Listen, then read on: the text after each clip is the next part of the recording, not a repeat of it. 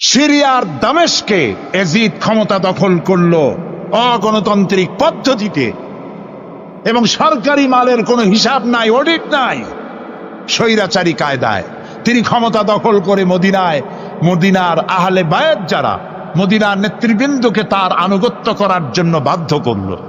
ইমাম হোসাইন যে মায়ের পেটে এসেছেন, যে পিতার পেটে জন্মে এসেছেন, যে নানার কোলে বড় হয়েছেন, তিনি কি এই দৃশ্য চোখে দেখতে পারেন?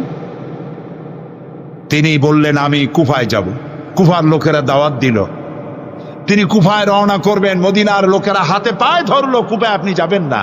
তিনি বললেন আমি কোন ক্রমে ইয়াজিদের বশ্যতা স্বীকার করব না, আমি এর বিরোধিতা করবই।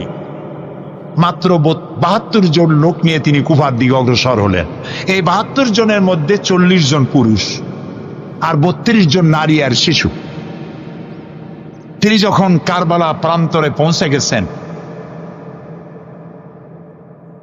ইবনে জিয়াদ কুফার গভর্নর, তিনি বাধা দিলেন, বললেন আমার দরবারে হোসাইনকে হাজির করো।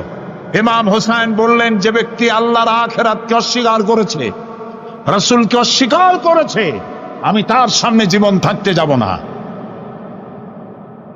রাতারাতি ইয়াজিদ 6000 সৈন্য পাঠিয়ে দিল। ইমাম হোসাইনের সাথে লোক কত?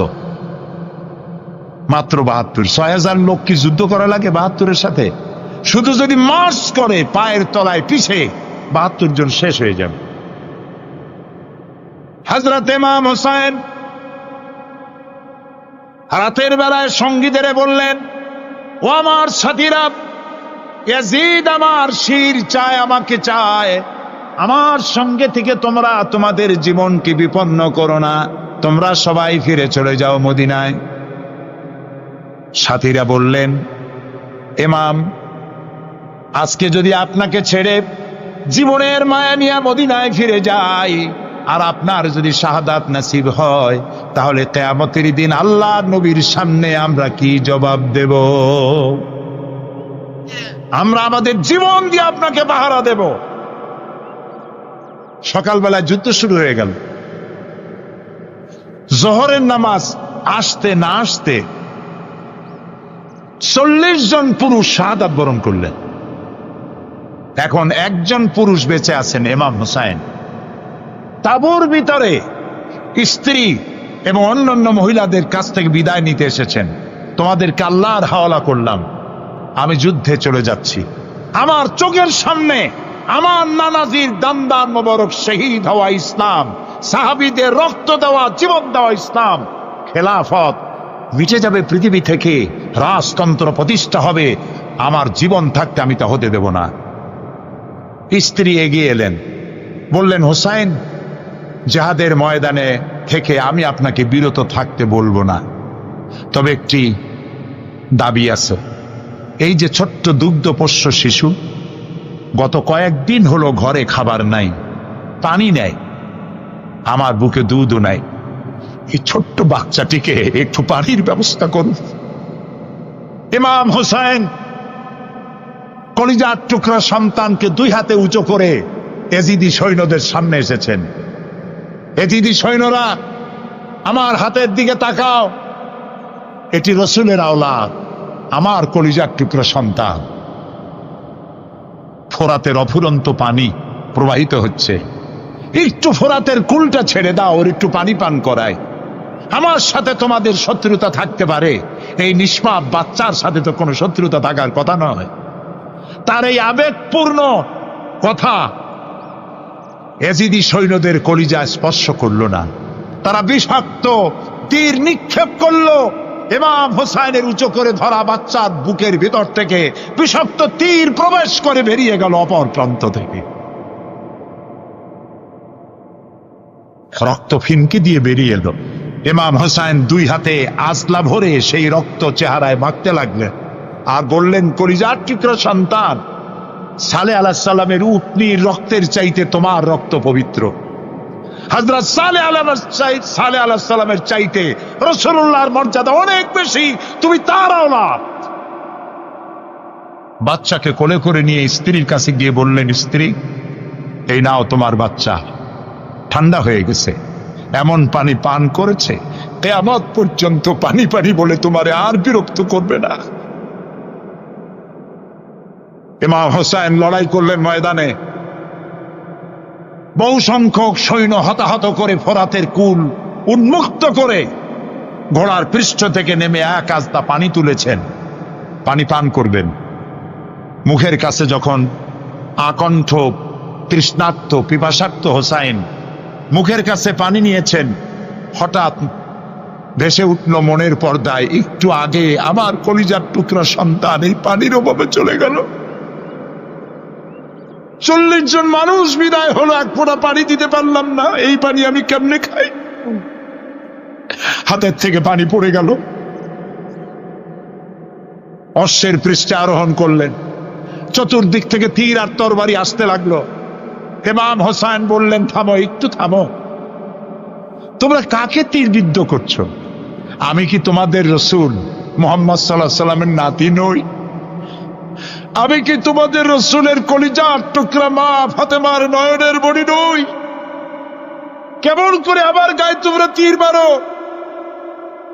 উম্মে সালমা, আমাদের মা উম্মে সালমা রাদিয়াল্লাহু তাআলা আনহা, সকাল বেলায় 11ই মুহররম সকাল বেলায় তিনি ঘরে বসে কাঁদতেছেন। কয়েকজন প্রতিবেশী মহিলা এসে বলছেন, মা আপনি কাঁদেন কেন? তিনি বলছেন, আজকে রাত্রে আমি স্বপ্নে দেখেছি রাসূলুল্লাহ আমার বাড়ি এসেছেন। আমি দেখতে পেলাম আল্লাহ রসুলের চোখ দিয়ে পানি পড়ছে, দাড়ি মোবারক ধুলা মাখা, বুক কাটা বলি। আমি জিজ্ঞেস করলাম, ইয়া রাসূলুল্লাহ আপনি কাঁদেনই কেন? মুখখানা মলিন কেন? দাড়ি মোবারকে ধুলাবালি কেন? রাসূলুল্লাহ বললেন, উম্মে সালমা তুমি জানো না আমি এইমাত্র কারবালা থেকে এসেছি। আমি দেখে এলাম আমার কলিজার টুকরা হুসাইনের শির মোবারক তার দেহ থেকে বিচ্ছিন্ন করে ঘোড়ার পদতলি, ঘোড়া দিয়ে পদদলিত করা হয়েছে তার দেহ মোবারক। ইসলাম এত সহজে আসে নাই, অনেক রক্ত পাড়ি দিয়ে এসেছে ইসলাম। হযরতে হোসাইনের মস্তক মুবারক ইয়াজিদি সৈন্যরা একটা প্লেটে করে নিয়ে কুফার গভর্নর ইবনে জিয়াদের সামনে রেখেছে। ইবনে জিয়াদ চেয়ারে বসা, সিংহাসনে বসা, ইমাম হোসাইনের মস্তক মুবারক তার পায়ের কাছে রেখেছে। কলঙ্কিত ইতিহাস, কি করে আমি শুনাই আপনাদেরকে? ইবনে জিয়াদ চেয়ারে বসে পায়ের কাছে রাখা ইমাম হোসাইনের ঠোঁটের উপরে লাঠি দিয়া নাড়তেছে। হযরত যায়েদ রাদিয়াল্লাহু তাআলা আনহু 80 বছর বয়স, তিনি বলছেন, ইবনে জিয়াদ এতক্ষণ যা করেছো মুখ বুজে সহ্য করেছি, কিন্তু এখন যেটা তুমি করতেছো পায়ের কাছে কার ব্যথা? তুমি যে ঠোঁটের উপরে লাঠি দিয়া নাড়তেছো, আমি যায়েদ আমি দেখেছি রাসূলুল্লাহ 1000 বার এই মুখের উপরে চুমা খেয়েছেন। তোমার বেয়াদবি বন্ধ করো। প্রিয় ভাই, সব রাজতন্ত্র নয়, পরামর্শ ভিত্তিক সমাজ ব্যবস্থা প্রতিষ্ঠার জন্য আল্লাহ তাআলা ইসলাম দিয়েছেন, দ্বীন দিয়েছেন। আমার ছোটবেলার কথা আমি দেখেছি সরসিরা মাদ্রাসায় পড়তাম। আব্বা টাকা দিতেন মাদ্রাসায় যাওয়ার সময়, আবার মা আবার মুরগির ডিম বিক্রি করা, বিভিন্ন জিনিস বিক্রি করা বা বাজার করা পয়সা, উদ্বৃত্ত কিছু পয়সা আব্বার অজান্তে আমার হাতের মুঠার মধ্যে দিয়ে দিতেন। যখন মাদ্রাসার দিকে রওনা হয়েছি, পর্দার আড়াল থেকে দরজা থেকে দেখতাম, যতক্ষণ তাকায় দেখতেছি চোখ থেকে পানি দর করে পড়তেছে। সুবহানাল্লাহ, মা কি জিনিস! আল্লাহ আল্লাহ আল্লাহ। বিদেশে যদি কারো সন্তান মারা যায়, সবার জানার আগে কবি বলতেছেন, বিদেশে বিরাজ্যে যার পুত্র মারা যায়, পশু পক্ষী না জানিতে আগে জানে মায়। মায়ের কলিজার তারে টান লেগে যায়, মা বুঝতে পারে আমার সন্তানটা নাই। ইতালির রাজধানী রোম। রোম প্রাচীন সভ্যতার লালন ভূমি। কোরআনে কারিমে সূরায় রোম রয়েছে, এই রোম সেই রোম। এখানের বাদশার কাছে রাসূল করিম সাল্লাল্লাহু আলাইহি সাল্লাম হেরাক্লিয়াসের কাছে চিঠি পাঠিয়েছিলেন। সেই রোম। 12 থেকে 15,000-এর মতো বাংলাদেশি মুসলমান সেখানে আছে। জুমার দিন, যেদিন আমি গেলাম তার পরের দিনই জুমা ছিল। জুমার নামাজ পড়লাম ভ্যাটিকানের কাছেই বিশাল মসজিদ, ইউরোপের ভিতরে সবচাইতে বড় মসজিদ এটা। রোম ইসলামের দুশমনদের রাজধানী। সেইখানে যখন আযান হচ্ছে আশহাদু আন্না মুহাম্মাদার রাসূলুল্লাহ, আমার অনুভূতির কথা আপনাদেরকে বোঝাতে পারবো না, কি অনুভূতির সৃষ্টি হয়েছে আমার ভেতরে। ভ্যাটিকানের পোপ এক পাশে, কিছু দূরেই ভ্যাটিকান, ওটা হচ্ছে গোটা পৃথিবীর সমস্ত খ্রিস্টানদের কাবা, ভ্যাটিকান। তার পাশেই বিশাল মসজিদ, সেখানে নামাজ পড়লাম। চিন্তার ভেতরে আসলো আল্লাহ রাব্বুল আলামিন তার হাবিবের নাম, তার তাওহীদ, তার সালাতকে কিভাবে বিশ্বময় ছড়িয়ে দিলেন। আবু জাহেল চাইছিল মুহাম্মদ সাল্লাল্লাহু আলাইহি ওয়াসাল্লামকে স্তব্ধ করে দেবে মক্কার জীবনেই। কত বদনাম, সাহের, কাহেন, কাযযাব, শায়ের, নাউযুবিল্লাহি মিন যালিক, কত গালাগালি করলো। আর আল্লাহ শোনালেন, হাবিব চিন্তার কোনো কারণ নাই, ওয়া রাফা'না লাকা যিকরাক, আমি আপনার প্রশংসা বিশ্বময় ছড়িয়ে দেব। সুবহানাল্লাহি ওয়া বিহামদিহি।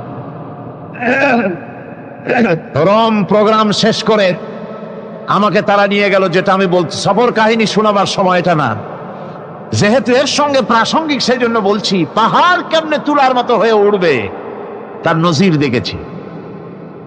রোম শহর থেকে 300 মাইল দূরে, 300 কিলোমিটার দূরে নেপোলিয়ান বোনাপার্ট তার বাড়ি, এবং ওটা তার নামে একটা প্রভিন্স। ভূমধ্য সাগরের পারে ভিসুভিয়াস, পৃথিবীর সবচাইতে বড় আগ্নেয়গিরি। সেটা দেখাতে নিয়ে যাওয়া হলো আমাকে, যে পাহাড়টা পৃথিবীর মাটি থেকে তার চূড়া হচ্ছে 3 মাইল উঁচু। এর 2 মাইল গাড়িতে করে ঘুরে ঘুরে যাওয়া যায়, এরপর আর গাড়িতে যাওয়া যায় না, বাকিটুকুন যেতে হবে হেঁটে হেঁটে। পাহাড়ের উপরে অক্সিজেন কম, বেশ কষ্ট হচ্ছিল উঠতে। জীবনে প্রথম পাহাড়ে চড়েছি জাবালে নূর, রাসূল করিম সাল্লাল্লাহু আলাইহি ওয়াসাল্লামের উপরে যেখানে ওহী হয়েছিল সর্বপ্রথম। পাহাড় চড়ার একটা অভিজ্ঞতা ওখান থেকে আমার কিছুটা হয়েছিল। খুব কষ্ট হলো বাকি 1 মাইল উঠতে। যখন ভিসুভিয়াসের একদম শীর্ষে চলে গেছি, সেখানে গিয়ে আমার সাথে 15-20 জন লোক ছিল। আমি নিজেই আল্লাহু আকবার বলে আমার গলা থেকে আওয়াজ বেরিয়ে গেল। আমি দেখতে পেলাম ভিসুভিয়াসের শীর্ষে বিশাল গর্ত। আমার মনে হয় গর্তটা এই মাঠের 1/4 হবে, এই মাঠের 1/4 হবে গর্তটা। সেই গর্তটার গভীরতা হচ্ছে 1.5 কিলোমিটার। এইখান থেকে পাথরগুলি উত্থিত হয়েছে, আগ্নেয়গিরি পাথর আগুনে গলে লাভা হয়ে এগুলি পাহাড় বেয়ে উপচে পড়েছে, চতুর্দিকে 12 মাইল ছড়িয়ে গিয়েছে। আমার মনে পড়ল ওয়াকুদুহান নাস ওয়াল হিজারা, জাহান্নামের আগুনের ইন্ধন হবে মানুষ আর পাথর। আমি সেখানে সেজদায় পড়ে গিয়া কান্নাম আর বললাম, আল্লাহ জাহান্নামের আগুন হারাম করে দিও আমাদের জন্য। পাথর কিভাবে গলে, পাথরগুলি গলে পুড়ে চতুর্দিকে পড়েছে আর ছিটকেছে, চতুর্দিকে ছিটকে পড়েছে। সেই পাথরগুলি ছিটকে ছিটকে যেগুলি পুড়ে পড়েছে, সেগুলিকে দূরে সাদা রঙের বলে মনে হয়, কোনোটা সাদা কোনোটা কালো, মনে হয় যেন তুলার মতো হয়ে পড়ে আছে চতুর্দিকে। 1944 সনে তৃতীয়বারের মতো ভিসুভিয়াস যে অগ্নিগিরি, যে অগ্নি উৎপাত করে, তাতে আশেপাশের 12 মাইল এলাকা এফেক্টেড হয়ে যায়। পাথরগুলি গলে এভাবে বিধ্বস্ত করে দিয়েছে। এখান থেকে এখানে জোহরের নামাজ, আসরের নামাজ আমরা পড়লাম, আল্লাহর কাছে খুব দোয়া করলাম। এখনো ধোঁয়া উঠতেছে, এখনো পাহাড়ের ফাটল দিয়ে ধোঁয়া উঠছে। একজন হাত দিয়ে আমাকে বলল যে খুব গরম লাগে ধোঁয়াগুলি। ওখানকার লোকেরা বলল যে ভেতরে এখনো আগুন আছে, তবে সুপ্ত, যে কোনো মুহূর্তে আবার তা জাগ্রত হতে পারে। আমরা সেখান থেকে নেমে এলাম। একটু কিছু দূর গিয়েই সেখানে হলো পম্পেই শহর। এই পম্পেই শহরটা হচ্ছে ঈসা আলাইহিস সালামের জন্মের 2000 বছর আগে এই শহর তৈরি হয়। ঈসা আলাইহিস সালামের জন্মের 179 বছর পর ভূমিকম্প হয়। সেই ভূমিকম্পে গোটা পম্পেই শহরটা পৃথিবীর মানুষের চোখের আড়াল হয়ে যায়, ধ্বংস হয়ে যায়, মাটির তলায় ভরাট হয়ে যায়। আজ থেকে 200 বছর আগে মাটি খনন করতে গিয়ে এই শহর আবিষ্কৃত হয়। পুরা শহরটা খুঁড়ে তারা বের করেছে। 180 হেক্টর জমিনের উপর এই বিশাল শহর। ঘুরে ঘুরে দেখলাম গাড়ি চলে না সেখানে, পায়ে হেঁটে দেখতে হলো। প্রশস্ত রাস্তা। আজ থেকে 4000 বছর আগের মানুষেরা রাস্তা বানাতে জানতো পাথর দিয়ে, এবং রাস্তার দুধারে তাদের ছিল ফুটপাত, পানির ব্যবস্থা, নগরায়নের সব রকমের সুযোগ সুবিধা। তারপরে সেখানে বিচারালয়, এরপরে দোকানপাট, বাজার ঘাট, সবকিছুর ব্যবস্থা রয়েছে। বিশাল বিশাল পাথরগুলি দিয়ে পিলার তৈরি করা। ভাবলাম এই পিলারগুলি, এই পাথরগুলি তারা কিভাবে ক্রেন ছাড়া এত উপরে উঠালো কি করে, আমার মাথায় আসলো না। পাথর কেটে কেটে সুন্দর সুন্দর অঙ্কন শিল্প তারা করেছে। এরপরে ঘুরতে ঘুরতে বাদশার রাজার বাড়িতে গিয়ে ঢুকলাম। সেখানে গিয়ে দেখলাম উলঙ্গ এত মূর্তি পাথরের তৈরি করা। পাথর কেটে কেটে দেওয়ালে যৌন মিলনের এমন কোন অশ্লীল ছবি নাই যা তারা সেখানে তৈরি করে নাই। উলঙ্গ মূর্তি আর উলঙ্গ যৌন মিলনের অসংখ্য ছবি দিয়ে এই এলাকা ভরা। তখন আমি বুঝলাম আল্লাহর গজব হওয়ার কারণটা কি, এই শহরটা মাটির নিচে হরপ হয়ে যাওয়ার কারণটা কি। আল্লাহ পাক জেনা ব্যভিচার যে দেশে বেশি হয় আল্লাহ পাক বরদাস্ত করেন না। দুশ্চরিত্র যে দেশের মানুষ দুশ্চরিত্র হয়ে যায়, জেনা ব্যভিচার বেশি হতে থাকে, আল্লাহ হরক করে দেন, গজব দেন। এই গজব এক এক সময় এক এক রকমের হয়ে আসে। কখনো মাটির নিচে দাবায় দেন, কখনো মহামারী, কোন দেশে কলেরা, কোন দেশে জলোচ্ছ্বাস, কোথাও ভূমিকম্প, আর সর্বশেষ এই জেনা ব্যভিচারের জন্য আল্লাহ পাকের চূড়ান্ত, এই যৌনতার অশ্লীলতার জন্য চূড়ান্ত গজব বর্তমান বিশ্বের জন্য এইডস। আল্লাহ পাক এই গজব দিয়েছেন। বন্ধুগণ, আমি সেই জায়গা, আমি সেখানে যা দেখলাম যে আল্লাহ পাক পাহাড়গুলিকে কিভাবে উড়াবেন, এটা অস্বীকার করার কোনো উপায় নাই। বিশ্বাস তো করতামই। তবে হযরত ইব্রাহিম আলাইহিস সালাম যেমন বলেছিলেন, রব্বি আরিনি কাইফা তুহিল মাউতা, হে আল্লাহ তুমি মরাকে জিন্দা করবা কেমনে? আল্লাহ পাক বললেন, আওয়ালাম তুমিন, তুমি বিশ্বাস করো না? ইব্রাহিম আলাইহিস সালাম বললেন, বালা, অবশ্যই বিশ্বাস করি, ওয়ালাকিন লিয়াতমাইন্না কলবি, যদি চোখে দেখতাম তাহলে আমার অন্তরাত্মা খুব ঠান্ডা হতো। আল্লাহ রাব্বুল আলামিন চোখে দেখায় দিলেন জিন্দা কেমনে মুর্দা হবে, মুর্দা কেমনে জিন্দা হবে, আল্লাহ দেখায় দিলেন। পাহাড় উড়ায় দিবেন আল্লাহ রাব্বুল আলামিন। একথা কলিজার মধ্যে এটার উপর ঈমান, বিশ্বাস, কিন্তু আল্লাহ চোখে দেখাইছেন, ঈমান আরো মজবুত হয়েছে, যা ছিল আরো মজবুত হয়েছে। সুবহানাল্লাহ ওয়া বিহামদিহি। আল্লাহর ভয়তে কলিজা কেঁদেছে। আমি পাহাড়ের উপরে কেঁদেছি, যার যার হয়ে কেঁদেছি। বন্ধুগণ, আল্লাহ সুবহানাহু ওয়া তাআলা এই জন্য বলেছেন, কুল সিরু ফিল আরদ, আমার জমিন ঘোরো, ভালো করে দেখো, কাইফা কানা আকিবাতুল মুকাজ্জিবিন, মহাসত্যকে যারা অস্বীকার করেছে তাদের পরিণতি আমি কি করে দিয়েছি, এগুলি চোখে ভালো করে তাকায় দেখো। আমার বন্ধুগণ, সুতরাং এই পৃথিবীর অবসান হবে, এই পৃথিবী ধ্বংস হবে, এই পৃথিবী চূড়ান্ত ভাবে শেষ হয়ে যাবে। ও হ্যাঁ, আরেকটি কথা বলতে হয়, সেটা হচ্ছেই যে এই রোম থেকে আরেকটু দূরে 900 মাইল দূরে হচ্ছে সিসিলি। 900 মাইল দূরে, সেখানে এই সিসিলি মুসলমানেরা শাসন করেছিল 350 বছর। সেই সিসিলিতে রয়েছে 360টা মসজিদ মুসলমানদের করা। সমস্ত মসজিদগুলি আজ তালা বন্ধ, একটা মসজিদও খোলা নাই। সেখানকার মুসলমানেরা ওয়াজ শুনতে এসেছিল রোমে। আমি তাদের জন্য পরামর্শ দিয়েছি যে গভর্নমেন্টের কাছে তোমরা দাবি জানাও যে অন্তত একটা মসজিদের দরজা আমাদের জন্য খুলে দাও। রোমের অবস্থানরত প্রবাসী বাংলাদেশি মুসলমানেরা আমাকে বলেছে, তাদের অনেকের বাড়ি চট্টগ্রামেও আছে, আমাকে বলেছে তাদের চোখে পানি আসছে বলার সময় যে চিরময় তাফসীর মাহফিল যখন আসে কলজেটা কামতে থাকে যাওয়ার জন্য। তো যাওয়া তো সম্ভব না এত দূর থেকে, আমাদের সালাম বলে দিবেন যত লোক আসবে, আর আমাদের জন্য দোয়া করতে বলবেন যেন এই রোমের ভিতরে আমরা ইসলামের আদর্শের ভিত্তিতে আমরা যেন চলতে পারি। আপনারা দোয়া করুন তাদের জন্য। ভাইরা আমার, এই পৃথিবী একদিন পরিসমাপ্তি ঘটবে এবং আল্লাহর দরবারে আমাদেরকে উঠতে হবে এবং সেখানে আমাদের বিচার হবে। সেখানে আমাদের কি হবে? বিচার হবে। আল্লাহ পাক বিচারটাকে নির্ভুল করার জন্য, সঠিক করার জন্য প্রত্যেকের গলায় আমলনামা ঝুলায় রাখছে, এখানে রেকর্ডের ব্যবস্থা করা হয়েছে।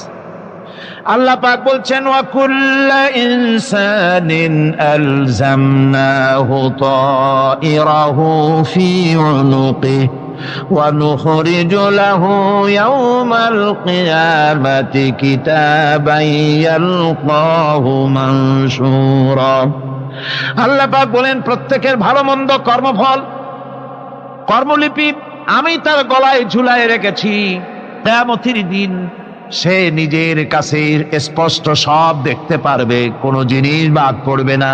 তার গলায় তার আমলনামা ঝুলানো আছে, সব রেকর্ড হতেছে। আমরা যা করছি সবগুলি রেকর্ড হয়ে যাচ্ছে। বর্তমান বিজ্ঞানীর আবিষ্কার করেছে যে মানুষের শরীরের ভিতরে ডিএনএ আছে, রক্তের ভিতরে ডিএনএ, এটা একটা কোড। মানুষের রক্তের ভিতরে ডিএনএ আছে। যেমন তার ব্রেনের ভিতরে কতগুলি কোষ আছে, এক একটা কোষ এক এক ধরনের কাজ করে, অনুরূপ ভাবে তার শরীরের ভিতরে রক্তের ভিতরে ডিএনএ আছে। এই ডিএনএটা কি? এই ডিএনএটা হচ্ছে, এই ডিএনএ একটা কম্পিউটারের মতো কাজ করতেছে। লোকটা কি করবে, কোথায় যাবে, সে ভালো হবে মন্দ হবে কি হবে, সব তার ডিএনএ এর মধ্যে রেকর্ডকৃত আছে। এটা বোঝার জন্য একটা সুন্দর দৃষ্টান্ত দেওয়া যায়। যেমন এই কাগজটাকে আপনারা মনে করুন একটা গাড়ির একটা ব্লুপ্রিন্ট, একটা গাড়ির ব্লুপ্রিন্ট। এখানে লেখা আছে গাড়ি কিভাবে তৈরি হবে। এই কাগজটা নিয়ে ঘরের মধ্যে রেখে দিলেন। এখন এই কাগজটা থেকেই অটোমেটিক গাড়ির উইন্ডো তৈরি হলো, শিল তৈরি হলো, গাড়ির বডি তৈরি হলো, চেসিস তৈরি হলো, টায়ার তৈরি হলো, ইঞ্জিন তৈরি হলো, ব্যাটারি তৈরি হলো, পেট্রোল নিল, আর কোন রকমের ড্রাইভার ছাড়াই গাড়ি চলতে আরম্ভ করলো। এই কথাটা যদি মনের মাথার মধ্যে আনতে পারেন যে এটা কিভাবে হইতে পারে, এতে লেখা অনুযায়ী যেভাবে হওয়া যদি সম্ভব হয়, অনুরূপ ভাবে মানুষের রক্তের ভিতরে ডিএনএ এর আবিষ্কার করেছে। এর ভিতরে মানুষের ভালো মন্দ, কোথায় যাবে কি করবে, সবকিছুর মধ্যে রয়েছে। কোরআনে কারীমে আল্লাহ রাব্বুল আলামিন, আমি গত বছরও বলছিলাম যে বিজ্ঞানের আবিষ্কার যত বাড়বে কোরআন বোঝা মানুষের জন্য তত সহজ হবে। কোন সুবহানাল্লাহ। কোরআন বোঝা মানুষের জন্য তত সহজ হবে। সুতরাং মানুষের গলার সাথে আল্লাহ পাক বলছেন যে একটা আমলনামা আমি ঝুলাই দিয়েছি তার গলার সাথে, সে যা করতেছে ওখানে সব লিপিবদ্ধ হচ্ছে, কম্পিউটারাইজড, কম্পিউটারের মতো এগুলি সব গ্রহণ করতেছে। এগুলি কিয়ামতের দিন তার সামনে হাজির করা হবে। কিয়ামতে যখন আমলনামা তার সামনে দিয়ে বলা হবে, ইকরা কিতাবাকা কাফা বিনাফসিকাল ইয়াওমা আলাইকা হাসিবা, তাকে বলা হবে নিজের কর্মলিপি নিজেই পড়ো, আজ তুমি তোমার নিজের হিসাব নিতে যথেষ্ট। বন্ধুগণ, এই মাহফিলে যত লোক আমরা বসে আছি, আমরা আমাদের হিসাব নিতে যথেষ্ট না আরেকজন লাগবে? কোন আমরা যথেষ্ট কিনা? কথা বোঝেন নাই। আমি বলতে চেয়েছি এটা, আমরা যদি এখন চোখ বুঝে চিন্তা করি যে পিছনের জীবনে কি করেছি, মনে পড়বে নাকি পড়বে না? বলেন সবাই পড়বে কি পড়বে না? ছোটবেলায় কবে পায়ের নিচে কাটা ফুটেছিল, কবে কোথায় আছাড় খেয়েছিলেন, কবে কার বেল তাল আম কাঁচা আম চুরি করে খেতে গিয়ে কি খেয়েছিলেন, তারা খেয়েছিলেন, তাকে এখন মনে নাই? আছে। তাহলে কি ওই তাল বেল চুরি করতে গিয়ে যে কিনটা খাইছিলেন সেটাও মনে আছে, ভালো মন্দ সব মনে আছে। তাহলে কোন হোটেলের রুমে কি করছিলেন, কোন স্কুলে কোন কলেজে কি করছিলেন, তারপরে জীবনে ছোট বড় ঘটনাগুলি চোখ বুঝতে মনে পড়বে না? এবার হিসাব করেন, মনে যদি পড়ে এবার হিসাব করেন আপনি জান্নাতি না জাহান্নামে। আপনি আপনার নিজের হিসাব নেওয়ার জন্য যথেষ্ট। তাকে হিসাব করতে বলা হবে, তোমার হিসাব, তোমার নিজের হিসাব নেওয়ার জন্য তুমি যথেষ্ট, তোমার হিসাব তুমি নিজেই করো, এটা পড়ো। আর সেই কিয়ামতের দিন কোন সাহায্যকারী মিলবে না। لن تنفعكم أرحامكم ولا أولادكم يوم القيامة لن تنفعكم। কিয়ামতের দিন কোনো ফায়দা হবে না, অবশ্যই কোনো ফায়দা হবে না, কোনো উপকারে আসবে না। কিয়ামতের দিন তোমার সন্তান, তোমার স্ত্রী, তোমার মাল, তোমার সম্পদ কোন উপকারে আসবে না। কিয়ামতের ময়দানে সেদিন সব তোমার সাথে বিচ্ছেদ করবে, সব পালায় যাবে। সেখানে উৎকোষেরও কোনো কারবার নাই যে ঘুষ টুস দিয়া, ফেরেশতাদের কোন রকম বুঝবাজ দিয়া, আলাদা কোনো চোরাগলি পথ দিয়া একেবারে ফুট করে ভেস্তে চলে যাবেন, এমন কোনো সুযোগ নাই। অনেকে বলে হুজুর এমন কিছু দোয়া শিখায় দেন যাতে ওই সব জেহাদ বোমা এগুলি খুব ভয় পাই, ও সব রাস্তা টাস্তা না, খুব সহজে কিছু দোয়া দুরূদ করিয়া আস্তে করে জান্নাতে চলে যাওয়া যায়, এরকম একটা দোয়া, এরকম একটা পথ বলে দেন। আমি বলি ভাই, এরকমের কোন চোরাগলি আমার রাসূল আবিষ্কার করতে পারেন নাই। আল্লাহর পয়গম্বরের ওই ধরনের কোন পথ আবিষ্কার করতে পারেন নাই। সেখানে কিয়ামতের দিন কাউকে উৎকোষ গ্রহণ করার কেউ নাই, উৎকোষ দেওয়া যাবে না। আর উৎকোষ দিবি নেবা কি, আপনার কাছে কিছু নাইও, থাকলেও নেওয়ার কেউ নাই। এই দুনিয়ায় ফাঁকিবাজি করে বহুত কিছু করা যায়, কিন্তু কিয়ামতের মাঠে এগুলি কিছুই চলবে না। اليوم لا ينفع مال ولا بنون। কিয়ামতের দিন ধন, সন্তান, সন্ততি আর সম্পদ কোনো কাজে লাগবে না। সেদিন শুধু আমল, আমল যদি ভালো হয় কাজে লাগবে, আমল খারাপ হবে সব শেষ হয়ে যাবে। আল্লাহ রাব্বুল আলামিন নবীজিকে ডেকে বলেছেন, নবী আপনি বলেন, কুল মা কুনতু বিদআম মিনার রাসূল, আপনি বলুন আমি কোন নতুন রাসূল নই, আমার আগে অনেক নবী রাসূল পৃথিবীতে এসেছেন, তারা বিদায় হয়ে গেছেন। আমি জানি না কিয়ামতের দিন আল্লাহ রাব্বুল আলামিন আমার সাথে কি ব্যবহার করবেন, আর আমি এও জানি না যে কিয়ামতের দিন আল্লাহ পাক তোমাদের সাথে কি ব্যবহার করবেন। এই আয়াত নাযিল হওয়ার পর আল্লাহর হাবিব তার মেয়েকে ডাকলেন, জামাইকে ডাকলেন, নাতিদেরকে ডাকলেন, আহলে বাইতদেরকে ডাকলেন, আর বললেন, ও আমার মেয়ে, কলিজার টুকরা ফাতেমা গো শোনো, কেবলমাত্র আয়াত নাযিল হয়ে গেল, আল্লাহ পাক আমাকে শোনায়ছেন কিয়ামতের দিন আমি জানি না আমার সঙ্গে কি ব্যবহার করা হবে, আর এও জানি না যে তোমাদের সাথে কি ব্যবহার করা হবে। ও আমার কলিজার টুকরা মেয়ে ফাতেমা, কিয়ামতের দিন মুহাম্মদ সাল্লাল্লাহু আলাইহি ওয়াসাল্লামের মেয়ে, এই হিসাবে তোমার নাজাতের ফয়সালা হবে না। ও আমার কলিজার টুকরা নাতি হাসান আর হোসেন, কিয়ামতের দিন মুহাম্মদ সাল্লাল্লাহু আলাইহি ওয়াসাল্লামের নাতি হিসাবে ফয়সালা হবে না। ও আমার জামাই হযরতে আলী, কিয়ামতের দিন আমার জামাই হিসাবে নাজাতের ফয়সালা হবে না। আমল যদি ভালো হয় ফয়সালা ভালো হবে, জান্নাতে চলে যাবে। আমল যদি খারাপ হয় কার নাতি কার জামাই দেখা হবে না। সুবহানাল্লাহ। কঠিন কিয়ামতের মাঠ। এই পরকালের বিশ্বাস যদি কলিজার মধ্যে ঢোকে মানুষ ভালো হয়ে যাবে। কোন সুবহানাল্লাহ। আপনারা কোন মানুষের চরিত্র ভালো কি পুলিশে বানাইতে পারবে? আপনাদের দৃষ্টিতে পারবে? কথার জবাব যে দিলেন না, পুলিশে কি মানুষের চরিত্র ভালো বানাইতে পারবে? পুলিশের চরিত্র ভালো বানাবে কেডা? সেটাই তো কথা। মানুষের চরিত্র যাতে ভালো থাকে, মানুষের জন্য খারাপ কাম না করে, সেজন্য পুলিশ। পুলিশ যাতে খারাপ কাম না করে সেজন্য আরো একটা ডিপার্টমেন্ট আছে না? তারা যাতে খারাপ কাজ না করে সেজন্য আর একটা আছে। এন্টি করাপশনের আবার এন্টি করাপশন আছে, তার উপর আবার এন্টি করাপশন আছে। এন্টিটার অভাব নাই। সুতরাং পুলিশ দিয়া, বিডিআর দিয়া, আর্মি দিয়া মানুষের, দেশের, জাতির চরিত্র ভালো বানানো যায় না। রাসূলুল্লাহ এ দিয়ে বানান না, এটা ইসলামের নিয়ম নয়। পুলিশ দিয়া, আর্মি দিয়া দেশের মানুষের চরিত্র ভালো বানানো যায় না। চরিত্র ভালো বানানো যায় কেবলমাত্র পরকালের ভয় দিয়া। কি কিসের ভয় দিয়া?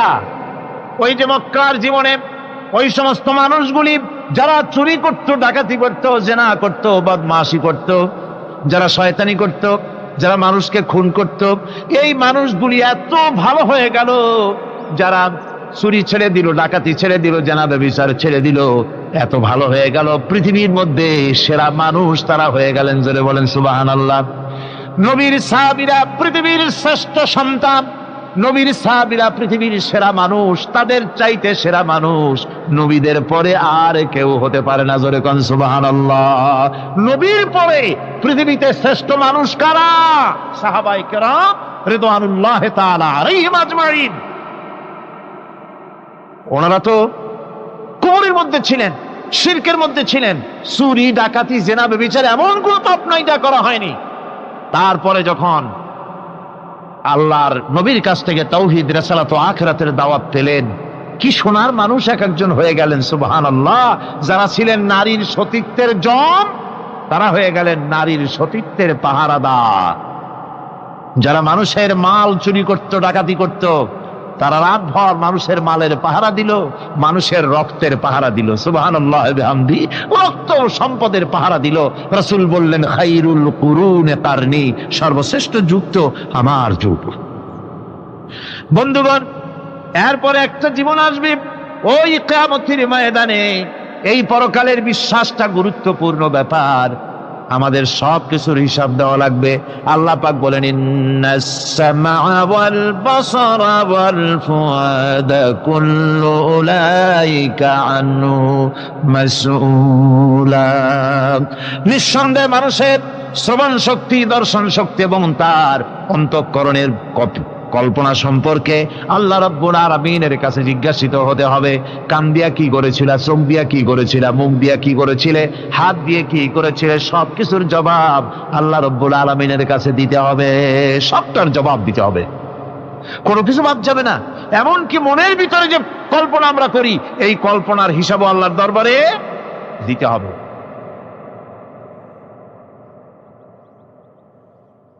হযরতে জাফর চলে গেলেন নিজের বাড়িতে। স্ত্রীকে ডেকে বললেন, স্ত্রী, রাসূলুল্লাহ আমাকে নির্দেশ করেছেন মুতার প্রান্তরে যুদ্ধে যাওয়ার জন্যে। আমি চলে যাব, তোমার কাছে বলতে এলাম। রাসূলুল্লাহ নির্দেশ না করলে বলতেও আসতাম না। আমি যদি শহীদ হয়ে যাই, আমি যদি আর না ফিরি, আমার সন্তানগুলিকে আমার রাস্তায়ও, এই রাস্তায়, দ্বীনের রাস্তায় তাদেরকে তৈরি করবে। স্ত্রী বলছেন, হে আমার স্বামী, রাসূলুল্লাহ নির্দেশ করেছেন জিহাদের ময়দানে যাওয়ার জন্য। আমি আপনাকে বাধা দেওয়ার হিম্মত রাখি না, তবে আমি আল্লাহর কাছে হাত তুলে বলি। তিনি দোয়া করতে লাগলেন, রব্বুল আলামিন, আমার স্বামী রাসূলুল্লাহর নির্দেশে জিহাদের ময়দানে যেতেছেন, তুমি মেহেরবানি করে আমার স্বামীকে জিহাদের গাজী বানায়া আমার কাছে ফিরাইয়া দিও। হযরতে জাফর তরবারিটা খাপের মধ্য থেকে বের করে তরবারির উল্টা দিক দিয়া স্ত্রীর মুনাজাত করা অবস্থায় তার হাতের উপরে মৃদু আঘাত করলেন আর বললেন, স্ত্রী হাত নামাও, উল্টা দোয়া করো না। রাসূলুল্লাহ আমার নাম দ্বিতীয় নম্বরে বলেছেন, আমার আগেও একজন আছে, পরেও একজন আছে, মুতার প্রান্তরে আমি যে শহীদ হব তাতে কোনো সন্দেহ নাই। উল্টা দোয়া করো না, বরং আমার শাহাদাত মঞ্জুরের জন্য দোয়া করো, আর এই আমার সন্তানগুলিকে দ্বীনের রাস্তায় পরিচালিত করো। আর আমি তোমার কোনো হক আদায় করতে পারি নাই, আমারে মাফ করে দিও। হযরতে জাফর সালাম দিয়ে চললেন। পিছনে স্ত্রী কাঁটা কবুতরের মতো ছটফট করছে, আর ছোট ছোট বাচ্চারা পিছনে দৌড়াচ্ছে, আব্বা আব্বা বলে কাঁদতেছে। হযরতে জাফর পিছনের দিকে একবার ফিরে তাকায়, দেখলেন না কে কান্দে, কে দৌড়ায়। যুবক আব্দুল্লাহ বিন রাওয়াহা, তিনি নতুন বিবাহ করেছেন। আজকের রাত তার বাসর সজ্জার রাত। রাসূলুল্লাহ হুকুম করেছেন জিহাদে যেতে হবে। তিনি চলে গেলেন নিজের বাড়িতে। বাড়ি গিয়ে শুনতে পান রাতের বেলায় স্ত্রী তেলাওয়াত করতেছেন কোরআনে কারীম। হযরতে জাফর হযরতে আব্দুল্লাহ বলছেন, স্ত্রী একটু কোরআন পড়া বন্ধ করো, আমার কথা শোনো। আল্লাহর নবী আমাকে জিহাদের জন্য যাওয়ার জন্য আমাকে নির্দেশ করেছেন, আমি জিহাদে চলে যাচ্ছি। তোমার সঙ্গে বিবাহ হয়েছিল, আমি তোমার কোনো হক আদায় করতে পারি নাই, এজন্য আমারে তুমি মাফ করে দিও। স্ত্রী বলল, প্রাণের স্বামী, আমি শুনেছি এই মদিনায় আপনি সুপুরুষ, এক সুদর্শন যুবক, প্রাণ ভরে একবার দেখতেও পারি নাই। আপনি একবার আমার রুমের ভিতরে আসেন, আপনার চেহারাটা আমি একটু দেখে নেই। স্বামী বললেন, আমি তোমার রুমে ঢুকবো না, আমি তোমার রুমের ভিতরে যাব না, আমি এখনই যুদ্ধে রওনা করব। স্ত্রী বলছেন, প্রাণের স্বামী, রুমের ভিতরে প্রবেশ করলে পরে আমি কোনো প্রেম নিবেদন করব না, শুধু একবার চেহারাটা ভালো করে দেখে রাখতে চাই, কারণ কিয়ামতের ময়দানে আমি যেন আপনাকে স্বামী বলে চিনে নিতে পারি। হযরত আব্দুল্লাহ বলছেন, প্রিয়তমা স্ত্রী শোনো, যদি তোমার এই ধারণাই হয়, এই নিয়ত যদি থাকে, আর আমার শাহাদাতের পরে যদি তুমি সবর করতে পারো, আমাকে আর দেখার দরকার নাই। আল্লাহ যদি আমার শাহাদাত মঞ্জুর করেন, তাহলে কিয়ামতের দিন জান্নাতের ভেতরে তোমাকে আমাকে স্বামী স্ত্রী হিসাবে আল্লাহই পরিচয় করাইয়া দিবে। হযরত আব্দুল্লাহ চলে গেলেন জিহাদের ময়দানে। যুদ্ধ শুরু হয়ে গেল। 3000 সৈন্য রাসূলুল্লাহর পাঠানো সাহাবীদের প্রচন্ড আক্রমণে রোমান সৈন্যরা পালায়ে কুল পাচ্ছে না। হযরতে যায়েদ শহীদ হলেন। হযরতে জাফর, তার ডান হাত কাটা গেল, তার বাম হাত কাটা গেল, এবার ঝুলন্ত, হাত কাটা, পা কাটা, এই অবস্থায় তিনি পড়ে আছেন। হযরতে আব্দুল্লাহ বিন রাওয়াহা তিনি ছুটে গেলেন তরবারি ধরার জন্য, তিনি ছুটে গেলেন ইসলামের পতাকা ধারণ করার জন্য। কাছে গিয়ে দেখেন কে যেন পতাকা উঁচু করে রেখেছে। কাছে গিয়ে দেখেন হযরতে জাফর হাত কাটা দুদিকে পড়ে আছে, পা কাটা দুদিকে পড়ে আছে, শূন্য মাথাটা তার। হযরতে জাফরের শূন্য মাথা ইসলামের পতাকা ধরে কামড়ে ধরে উঁচু করে রেখে দিয়েছে। হযরতে জাফর শাহাদাতের সময় বলেছিলেন, ও আমার রসুলের সাহাবীরা, আল্লাহ রসুলকে আমার বিদায় সালাম আরজ করে দিও। আমি এখন আমার নাকের ভিতরে জান্নাতের সুঘ্রাণ পেতেছি, আমার মনে হয় এখনই আমার শাহাদাত নসিব হয়ে যাবে। ও জাফর, তোমার শাহাদাতের পরে আল্লাহ তোমার সাথে কি ব্যবহার করেছেন? হযরতে জাফর বলেন, আল্লাহ তাআলা আমাকে জান্নাতের নাজ ও নেয়ামত দিয়ে আমাকে জিজ্ঞাসা করেছেন, তুমি আর কি চাও? আমি বলেছি, রব্বুল আলামিন, কিচ্ছু চাই না, জমিনে আর একবার পাঠাও তোমার দিনকে প্রতিষ্ঠার জন্য, তোমার দিনের রাস্তায় আর একবার জীবন দিয়ে আসি। হযরতে লোকমান তিনি তার সন্তানকে ডেকে বলছেন, কত বড় নসিহত, লক্ষ্য করেন।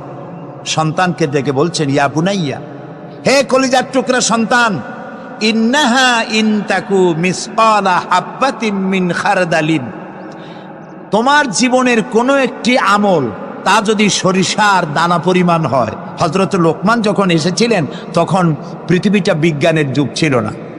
নবী করিম সাল্লাল্লাহু আলাইহি সাল্লাম বিজ্ঞানের যুগে আসেন নাই, কিন্তু তারপরে আর কোনো নবী আসবেন না বলে আল্লাহ তাআলা সরিষার দানার কথা ব্যবহার করেন নাই, জাররা শব্দ ব্যবহার করেছেন। জাররা হচ্ছে পরমাণু, অণু, পরমাণু পরিমাণ। ফামাইয়া আমাল মিসকালা জাররাতিন শাররাইয়ারা ওমাইয়া আমাল মিসকালা জাররাতিন শাররাই, প্রথমটা খায়রাইয়ারা।